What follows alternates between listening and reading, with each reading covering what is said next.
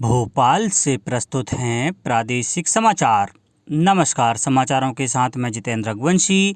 पहले मुख्य समाचार। कल से कक्षा पहली से लेकर 5वीं तक के स्कूल खुले। चरणजीत सिंह चन्नी पंजाब के मुख्यमंत्री बने। 2 उप मुख्यमंत्रियों को भी शपथ दिलाई गई। कल से श्राद्ध पक्ष शुरू हुए। बड़ी संख्या में लोगों ने तर्पण देकर किया अपने पूर्वजों को याद। और मुख्यमंत्री श्री शिवराज सिंह चौहान ने कहा है कि स्वराज का मतलब है बिना लिए दिए और बिना विलंब के लोगों के काम हों। अब समाचार विस्तार से। प्रदेश में कल से कक्षा पहली से लेकर कक्षा 5वीं तक के स्कूल अपनी 50% क्षमता के साथ खुल गए हैं। बच्चों में स्कूल जाने को लेकर उत्साह तो जरूर था, लेकिन स्कूलों में उनकी उपस्थिति कम ही रही। उधर अब प्रदेश के आवासीय स्कूलों का संचालन 100% विद्यार्थी क्षमता के साथ होगा। दूसरी ओर स्कूल शिक्षा विभाग ने शिक्षा का अधिकार अधिनियम के तहत शैक्षणिक सत्र 2020-21 के लिए गैर अनुदान मान्यता प्राप्त अशासकीय स्कूलों में ऑनलाइन निःशुल्क प्रवेश प्रक्रिया की संशोधित समय सारणी जारी कर दी है। पोर्टल पर ऑनलाइन आवेदन और त्रुटि सुधार के लिए विकल्प की उपलब्धता की कल अंतिम तारीख भी थी। ऑनलाइन आवेदन करने के पश्चात अभिभावक 22 सितंबर तक पावती डाउनलोड और मूल दस्तावेजों का केंद्रों में सत्यापन करा सकेंगे। 28 सितंबर को रैंडम पद्धति से ऑनलाइन लॉटरी खोली जाएगी। ऑनलाइन लॉटरी से आवेदकों को स्कूल का आवंटन किया जाएगा। 28 सितंबर से 8 अक्टूबर तक आवंटित स्कूल में प्रवेश मिल सकेगा। मुख्यमंत्री श्री शिवराज सिंह चौहान ने कहा है कि खुर्जा पाटरी और मुरादाबाद में बनने वाली सजावटी वस्तुओं की निर्माण इकाइयां स्थापित करने के लिए भोपाल के पास अचारपुरा में भूमि उपलब्ध कराई जाएगी। राज्य शासन निवेशकों को हर संभव सहयोग प्रदान करेगा। कई उद्योग और व्यापार बड़े स्तर पर चीन की अन्य स्थानों की तलाश में हैं। कोरोना वायरस ने यह अवसर प्रदान किया है। हम इसमें कोई कोर कसर नहीं छोड़ेंगे। हमें चीन को पीछे छोड़ना है। विश्व में बढ़ रही भारतीय हैंडीक्राफ्ट की मांग को देखते हुए इनकी निर्माण इकाइयों को हर संभव सहायता प्रदान की जाएगी।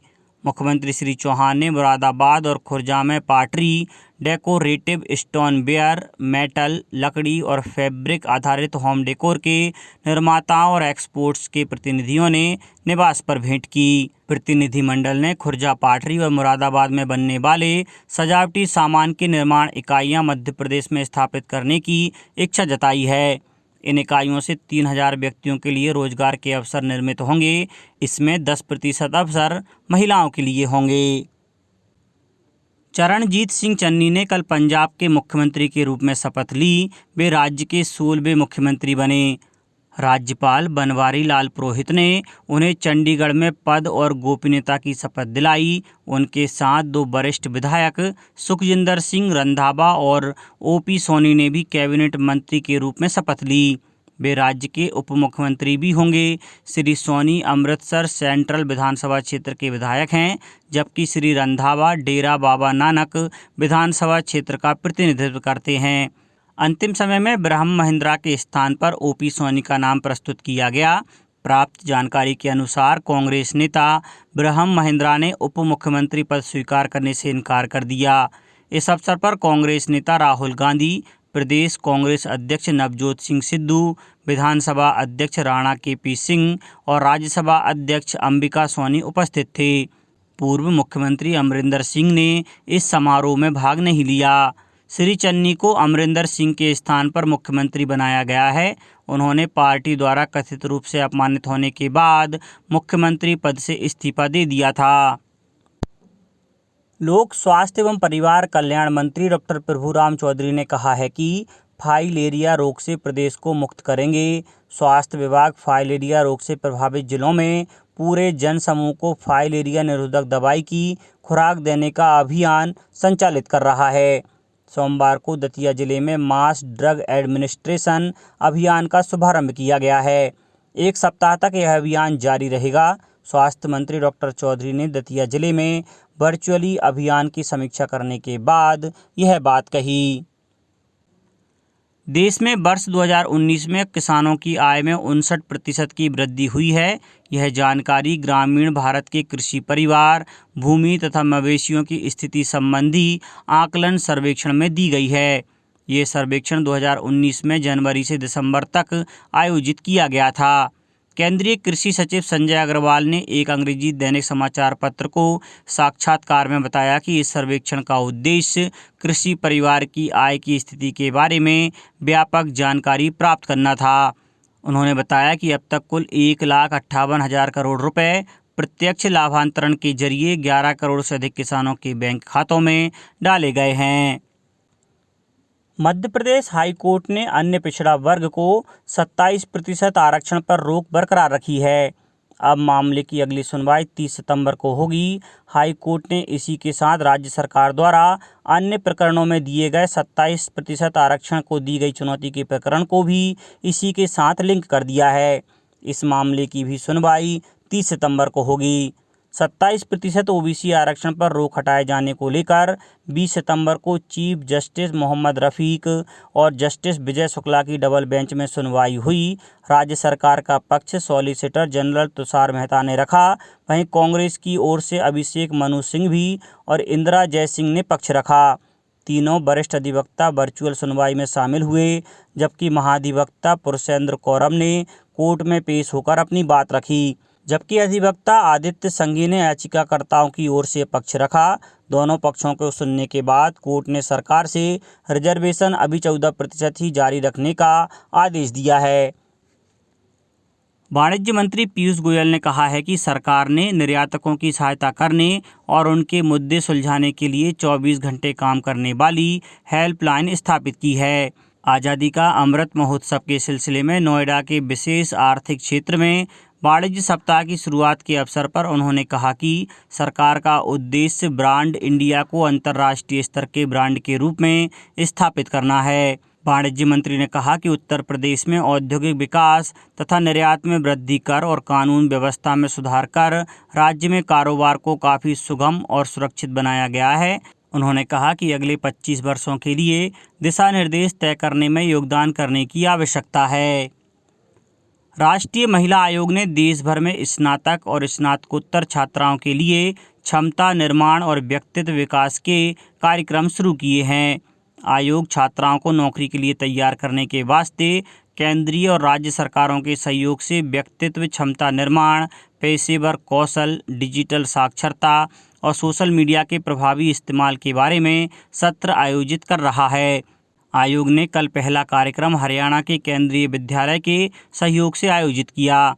इस अवसर पर आयोग की अध्यक्ष रेखा शर्मा ने बताया कि इस पाठ्यक्रम के माध्यम से छात्राओं को रोजगार के हर स्तर पर सहायता मिलेगी। 10 दिनों से चल रहे गणेश उत्सव के समापन के साथ ही कल से श्राद्ध पक्ष शुरू हो गए हैं। मान्यताओं के अनुसार दिवंगत हो चुके पूर्वजों की शांति के लिए भाद्र मास की पूर्णिमा से लेकर अश्विनी मास की अमावस्या तक पूरा पखवाड़ा श्राद्ध कर्म करने का विधान है। श्राद्ध पक्ष के दौरान पूर्वजों, जिन्हें लोकाचार में पितृ कहते हैं, के प्रति अपनी श्रद्धा प्रकट करने और उनकी आत्मा की शांति के लिए तिल और जल से तर्पण किया जाता है। श्राद्ध पक्ष शुरू होने पर प्रदेश की पवित्र नदियों और सरोवरों में बड़ी संख्या में श्रद्धालु पहुंचे और उन्होंने श्राद्ध कर्म किया।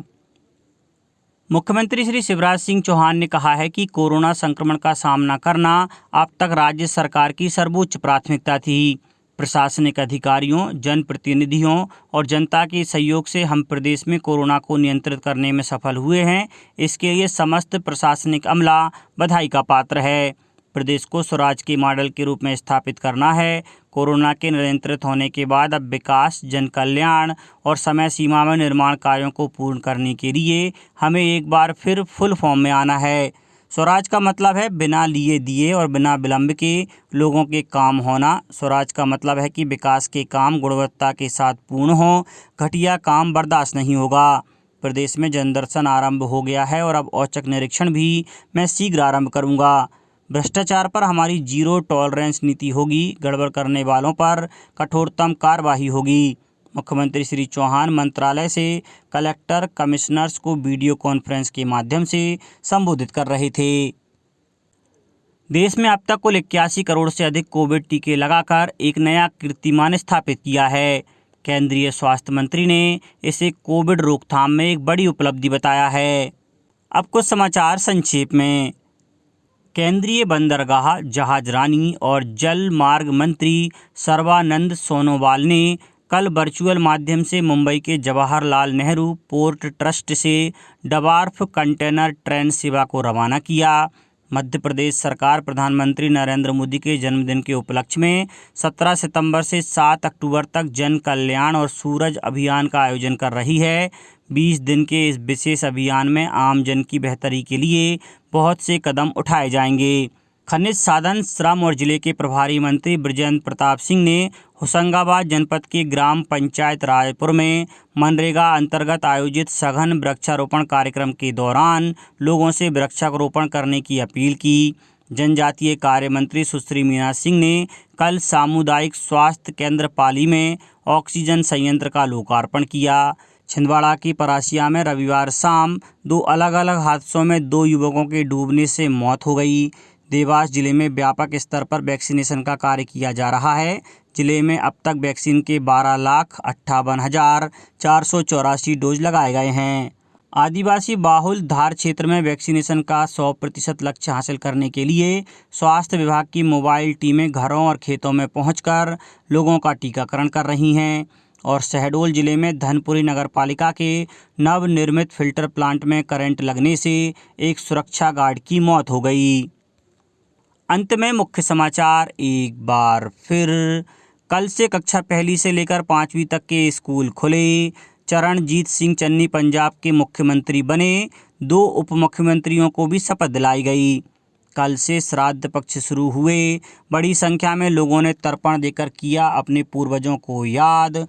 और मुख्यमंत्री श्री शिवराज सिंह चौहान ने कहा है कि स्वराज का मतलब है बिना लिए दिए और बिना विलंब के लोगों के काम हों।